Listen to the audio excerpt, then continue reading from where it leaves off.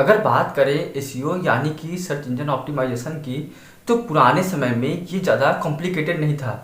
आप सिर्फ इसमें कुछ कीवर्ड्स का यूज़ कर दीजिए और कुछ बैकलिंक्स का यूज़ कर दीजिए, उतने में ही आपका जो पोस्ट होता था या आपका जो कंटेंट होता था उसका एसईओ बहुत अच्छे से हो जाता था।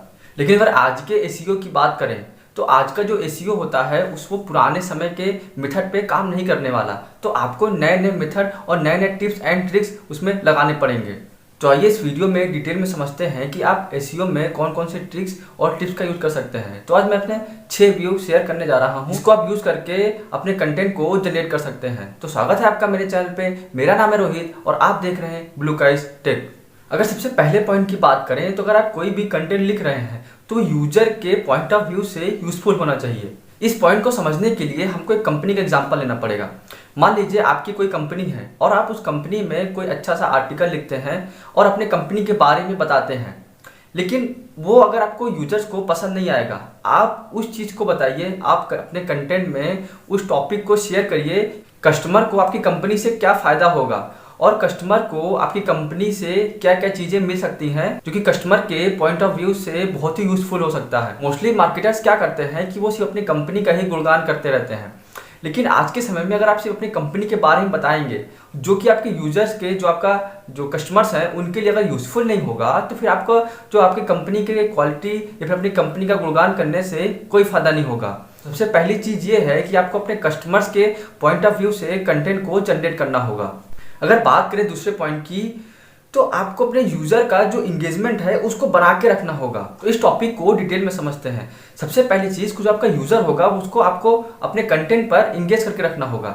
अगर आप जितने देर तक उसको इंगेज कर पाएंगे वो तो अच्छा है आपके लिए, आपकी वेबसाइट के एसईओ के लिए भी अच्छा है, लेकिन आपको अपने कस्टमर को पेइंग कस्टमर्स में भी कन्वर्ट करना होगा। तो उसके लिए आप अपने जो आर्टिकल है आप अच्छे से टाइटल का यूज कर सकते हैं और अपने जो ब्लॉग है अपने कंटेंट को अच्छे से स्ट्रक्चर वाइज डिवाइड कर सकते हैं। लेकिन क्या आपके लिए इतना ही काफ़ी है? नहीं, कुछ बातें और आपको ध्यान रखनी चाहिए, जैसे कि आपका जो कंटेंट है उसमें ग्रामर का कोई भी मिस्टेक नहीं होना चाहिए। अगर उसमें कोई भी ग्रामर का मिस्टेक होगा तो वो आपकी क्वालिटी को समझ जाएगा और यूजर आपके आर्टिकल को छोड़ के दूसरे वेबसाइट पर चला जाएगा। और ये भी देखना है आपको कि जो आपका कंटेंट है वो कहीं और से कॉपी तो नहीं किया गया। अगर वो आर्टिकल कहीं से वो पढ़ के आ रहा होगा तो वो फिर समझ जाएगा कि आपने किसी को कॉपी किया है, तो ऐसे में भी यूजर इंगेज नहीं होता। तो सबसे पहली चीज कि आपको जो अपना ग्रामर है, मतलब जो आप कंटेंट लिखते हैं वो क्वालिटी कंटेंट होना चाहिए। और दूसरी चीज कि वो आपका फ्रेश कंटेंट हो, किसी का कॉपी कंटेंट ना हो। आप ये सोच रहे होंगे कि मैं यूजर इंगेजमेंट को इतना प्रेशराइज क्यों कर रहा हूँ।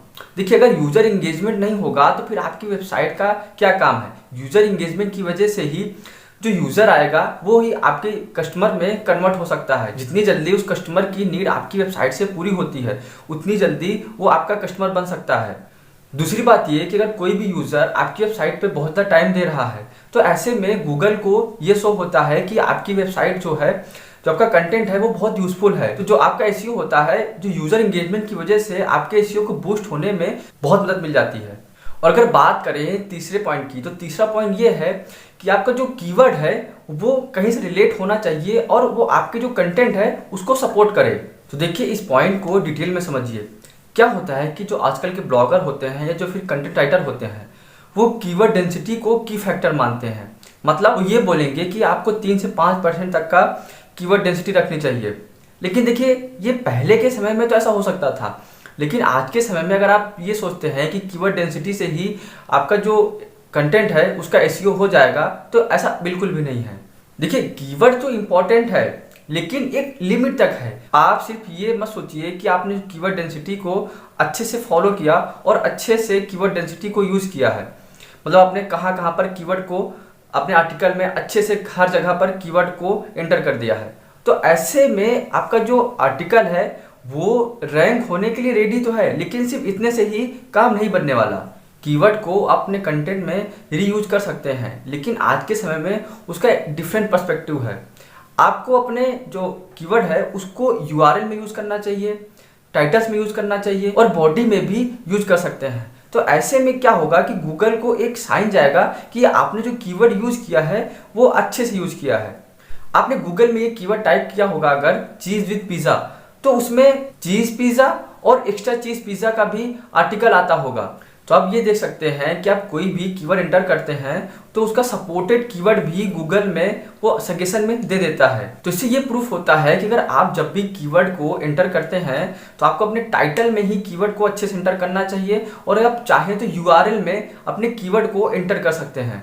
पहले के समय में गूगल सिर्फ उसी रिजल्ट को शो करता था जो कि आपने कीवर्ड एंटर किया हो। तो लेकिन आज के समय में ये होता है कि अगर आप कोई भी कीवर्ड एंटर करते हैं तो जो आप कीवर्ड एंटर करते हैं उससे रिलेटेड तो गूगल जो है आपका रिजल्ट देता ही है, लेकिन गूगल आजकल सपोर्टेड रिजल्ट भी देता है, जैसे कि अभी मैंने एग्जांपल के लिए बताया आपको। अब अगर बात करें चौथे पॉइंट की, तो इसमें यह है कि आपको अपने कंटेंट में एडिशनल कंटेंट यूज करना होगा। आइए समझते हैं कैसे। आपने शायद इस पॉइंट को ज़्यादा नहीं सुना होगा, लेकिन गूगल आज के समय में इस चीज़ को बहुत एक्नॉलेज कर रहा है। देखिए, आपका कोई आर्टिकल लिखा हुआ है तो आप ये कर सकते हैं कि उसमें एडिशनल कंटेंट ऐड कर सकते हैं। अब आपको ये कैसे करना है ये चीज़ समझिए। आप चाहें तो उसमें कोई एक्स्ट्रा ब्लॉग ऐड कर सकते हैं, या फिर आप चाहें तो डाउनलोडेबल कोई प्रोडक्ट ऐड कर सकते हैं। इसका एक बेहतरीन एग्जाम्पल यूट्यूब है। यूट्यूब में अगर आप कोई भी वीडियो देख रहे होंगे तो आपका जो वीडियो देखते हैं उसके सजेस्टेड वीडियो में कितने सारे वीडियो आते हैं। तो आप ये समझिए कि जो 90% वीडियो होते हैं वो एडिशनल कंटेंट में आते हैं। तो उसी तरह आपको अपने कंटेंट में रिलेवेंट कंटेंट यूज करना चाहिए। अब आप ऐसा मत करिए कि आप हर एक लाइन के नीचे किसी दूसरे आर्टिकल का लिंक दे दीजिए, तो इससे भी यूजर को खराब इंप्रेशन जाएगा और वो आपके वेबसाइट को छोड़ के जा सकता है। तो आप यूजर को इंगेज करके भी रखिए और ये देखिए कि उसको कहाँ पर एक नए या फिर कह सकते हैं कि एडिशनल कंटेंट की जरूरत है, तो आप वहां पर उसको एंटर कर सकते हैं और अच्छे से अपने कंटेंट को डिजाइन कर सकते हैं। अगर फिफ्थ पॉइंट की बात करें तो ये है कि आपको अपने रीडर को इंगेज करके रखना होगा। अगर यूजर को इंगेज करने के लिए सबसे इजी मेथड की बात करें तो वो ये हो सकता है कि अपने यूजर को ये बोले कि आप कमेंट सेक्शन में उनके क्वेश्चन पूछ सकते हैं। तो आप क्या करिए कि आप उनके क्वेश्चन को आंसर देख के यूजर को इंगेज कर सकते हैं। और दूसरा आप ये कर सकते हैं कि जितने भी क्वेश्चन जिस भी टॉपिक पे पूछे गए हों तो उसको आप गूगल की मदद से आप उसमें people also ask for option में जाके वहां से आप ये देख सकते हैं कि जो आपके यूजर्स हैं, जो आपके रीडर्स हैं, वो किस टाइप के क्वेश्चन ज़्यादा पूछ रहे हैं। तो आप ये कर सकते हैं कि अपने वेबसाइट में एक FAQ का पेज बना सकते हैं और उसमें वो जो जनरल क्वेश्चन आते हैं उसको क्वेश्चन को आप आंसर दे सकते हैं। आप चाहें तो स्कीमा मार्कअप की मदद से जो FAQ वाला पेज है इसको सर्च इंजन में इंडेक्स कर सकते हैं और वहां से आपको ट्रैफिक भी मिल जाएगा और आपका जो यूजर का इंगेजमेंट है वो भी अच्छे से मिल जाएगा। अगर अपने लास्ट पॉइंट की बात करें तो ये है कि आपने जो कंटेंट राइट किया है उसकी रीडिंग का लेवल क्या होगा, उसको आपको कंसीडर करना पड़ेगा। देखिए, अगर आप कोई भी कंटेंट राइट कर रहे हैं तो आप ये समझिए कि जो आपका जो रीडिंग होनी चाहिए आपके कंटेंट की वो बहुत ही ईजी होने चाहिए। ये समझिए कि अगर आपका कंटेंट पढ़ने के लिए कोई 7th ग्रेड का बच्चा भी आ रहा है तो उसको भी आपका जो कंटेंट राइटिंग है वो समझ में आनी चाहिए। आप चाहें तो अपने कंटेंट राइटिंग की ऑनलाइन रीडेबिलिटी स्कोर भी चेक कर सकते हैं। इसके लिए गूगल में बहुत सारे टूल अवेलेबल हैं, तो वहाँ से आप अपने कंटेंट राइटिंग की रीडिंग स्कोर को चेक कर सकते हैं। इसको एग्जाम्पल से समझ सकते हैं कि जो अगर मान लीजिए कि आपकी कोई डिज़ाइनिंग की कंपनी है और आपने कोई उसके ऊपर एक आर्टिकल लिखा हुआ है, तो कोई यूज़र है जो कि उसी फील्ड का है और वो आपके कंटेंट को पढ़ने के लिए आ रहा है, तो अगर आपको उसका कंटेंट टफ लगेगा तो उस कंटेंट को वो छोड़ के चला जाएगा। लेकिन अगर आपका कंटेंट इंटरेस्टिंग लगेगा, इजी रहेगा, तो वो हो सकता है कि जो आपके यूजर से आपके कस्टमर्स में कन्वर्ट हो जाए। तो कंटेंट राइटिंग तो अच्छी बात है, लेकिन कंटेंट राइटिंग के साथ साथ कंटेंट रीडिंग भी बहुत इंपॉर्टेंट रोल प्ले करता है आपके एसईओ में।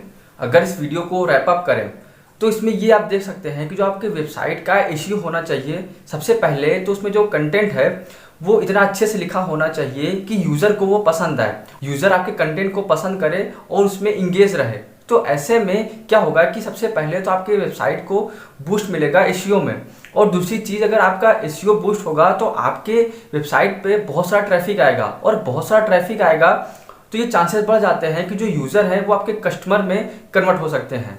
तो आज मैंने एसईओ की 6 ऐसे टिप्स एंड ट्रिक्स आपके साथ शेयर किया। अगर आपको वीडियो पसंद आया हो तो आप मेरे वीडियो को लाइक कर सकते हैं। अगर आप ऐसे वीडियोस चाहते हैं तो आप मेरे चैनल को सब्सक्राइब कर सकते हैं। तो आज के लिए इतना ही, मिलते हैं अगले वीडियो में।